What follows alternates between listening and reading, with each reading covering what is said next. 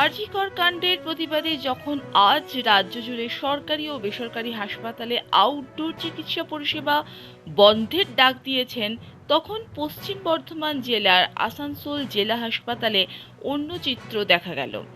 অন্যান্য দিনের মতো বুধবার আসানসোল জেলা হাসপাতালের আউটডোর চিকিৎসা পরিষেবা চালু রয়েছে। এদিন রোগীরা এসে আউটডোরে চিকিৎসা করান। আসানসোল জেলা হাসপাতালের সুপার ডক্টর নিখিল চন্দ্র দাস বলেন, আজ আউটডোর পরিষেবা চালু রয়েছে। কি জন্য এসেছেন হাসপাতালে? রিপোর্ট দেখা দিচ্ছি। ডাক্তার দেখলো? হ্যাঁ, মানে আপনি যে শুনেছেন টিভিতে যে আজকে আউটডোর বন্ধ থাকার কথা, কিন্তু এখানে এসে কি দেখলেন? আউটডোর তো খুলে ছিল। খুলেছে। আপনার নাম? আমার গঙ্গাধর মণ্ডল। আমাদের আউটডোর চালু আছে।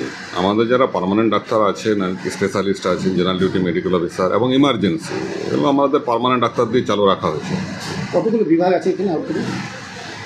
এখন প্রত্যেক দিন আউটডোরে মোটামুটি 10-12খানা আউটডোর তো চলেই আমাদের। আর গড়ে কত পেশেন্ট হয়? গড়ে ধরুন 1000-1200 পেশেন্ট আউটডোর অ্যাটেন্ড করে। আজকে পরিস্থিতি স্বাভাবিকই আছে। স্বাভাবিক।